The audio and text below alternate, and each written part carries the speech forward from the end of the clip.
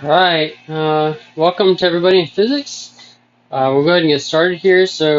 I'm starting at the end of our presentation. I'll upload that to Google Classroom and you'll be able to see that there.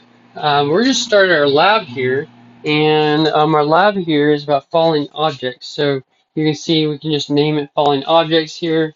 And our purpose here is just to observe the effects of air resistance on falling objects and observe free fall. I think that you guys have done something probably similar to this in other science classes, so it's not anything necessarily too new, but it's always good to have a refresher on these sort of things. So we can put that stuff down there. You can pause the video if you need to along the way, right? There's a video, so you guys can pause it how you need to. But we go ahead and put that there, and then for materials, okay, we're gonna have a book. We're gonna use our physics book, and then we have a couple sheets of paper that we're going to use. And that's pretty much it. We're going to use a timer later for a fun activity. I'd like you guys to put a little bit about that later, so we'll do that in just a second. But for now, we're just doing this one right here, where it's just observing falling objects here. So a little bit of a procedure here, right? There's not a specific spot for procedure, so if I go back here, but you can put it under your data and your observations here. We're going to take a piece of paper in our physics book. We're going to hold them out at arm's length and drop them both at the same time, right? And we put these things here. Which object hit the floor first? Obviously the book. Okay, we're going to just demonstrate this in a second. And we place the paper on top of the book and make sure none of the paper is hanging over the edge of the book. We can drop those as well, and we'll notice that both of them fell together. Two pieces of paper is our next one, right? Drop both sheets at arm's length. Which piece hit the floor first? Both about the same time, right? So we'll see that in just a second. And then lastly, we're going to wad up a piece of paper into a ball and drop the ball and the sheet at the same time. Okay, the ball of paper. Okay, so let's go to camera here, and you can see me here in a second. So I'll do my best here. Okay, but we have our physics book here, and we have a sheet of paper, right? So if we go ahead and take both of these at arm's length here, I'm going to do them right here so that you guys can see both, right? I'm going to drop them both. So 1, 2, 3, right? Obviously, our physics book's going to fall way faster. Now, you guys know about air resistance, but we're going to see it right here. If I put my piece of paper on top, right, it should stay stuck to this thing, okay? But it might come off at some point. But I can do it in 1, 2, 3, right? They both fell at the same time because there's no air resistance affecting the air resistance that's affecting the book is the paper is experiencing the same thing, right? It's protected, right? So if I do it one more time, right, it's just protected by that. Now I can take both my pieces of paper, right, and if I drop both of those, they're both going to hit the floor about the same time, right? So I say 1, 2, 3. Yeah, about the same time. They're a little bit different, right? Because there's just little differences here as they're doing that. Then if I take a wadded up here into a little ball, and I drop it versus my piece of paper, right? I say, okay, 1, 2, 3. I mean, you can guess, right? This is just we're gonna write our procedure, right? If I drop them both, right, what's gonna happen? What do you think is gonna happen? Make your guess, okay? And then you come back, okay?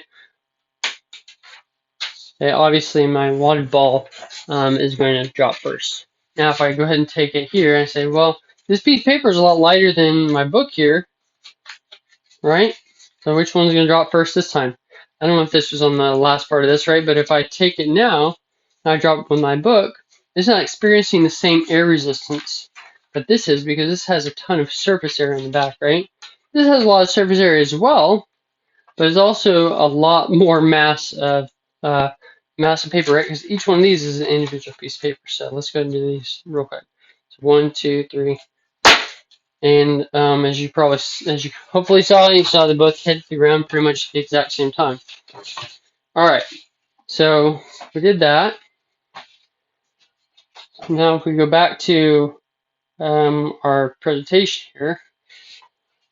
All right, that was the last thing we do. We wad up one piece of paper into a ball and drop the ball in the sheet at the same time. That was the last thing we did.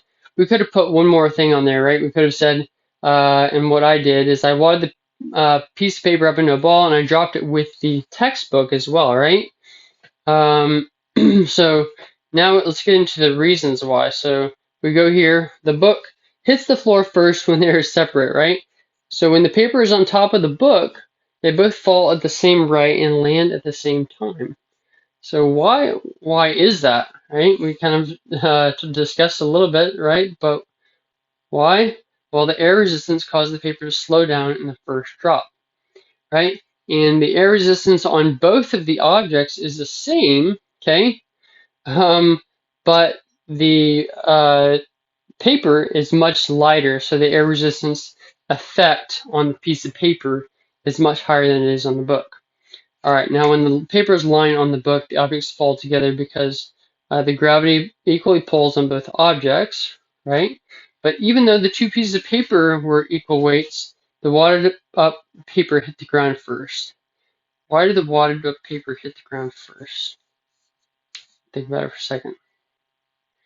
Right? Because this downward force overcomes the upward force of the air, right? The sheet of paper that's not balled up, right? It's the sheet.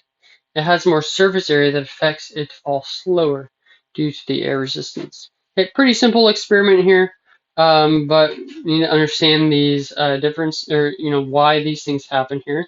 So now, the last activity we want to do here is just estimate the height of a ceiling using a stopwatch and a ball. Okay, so I know that my ceiling in my office here, this room is 8 feet. Okay, well it's 8 feet on one side, is 9 feet on the other side.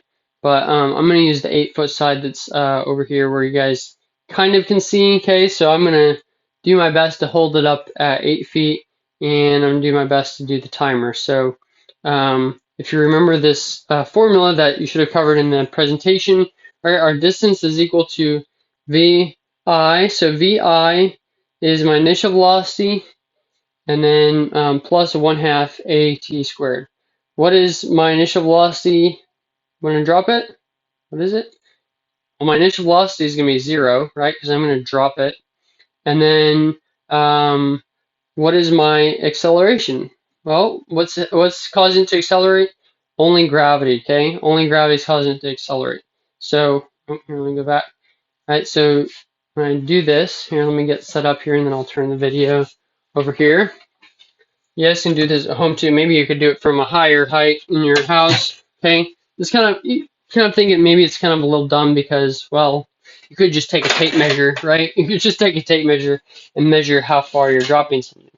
That's true, okay? You could definitely get a tape measure and measure it. But let's just say, for example, okay, you're somewhere and you have a big tall building. You don't have a tape measure for a huge building like that.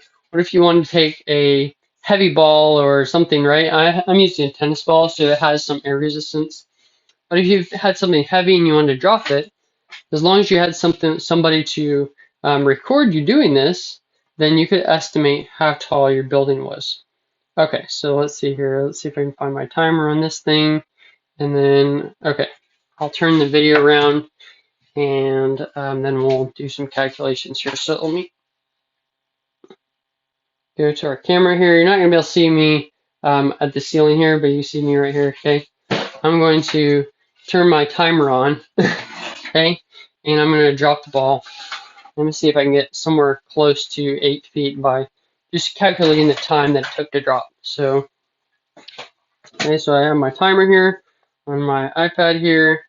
So I'm going to try it. I'm going to say, I'm going to drop. You'll see the ball, hopefully. I'm going to drop in 3, 2, 1, go.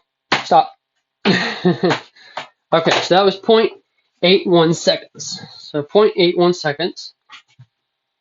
So 0.81 seconds is not very long here, but let me go back to our equation.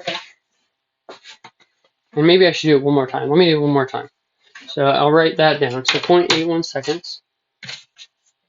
Let's do it one more time. Reset.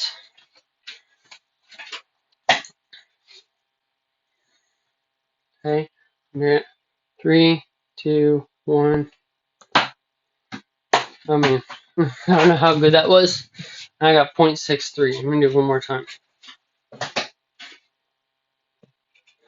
3, 2, 1. Well, I got 0.8. Alright, what did I get? Right at 0.8. So let's see here. Let's do one more.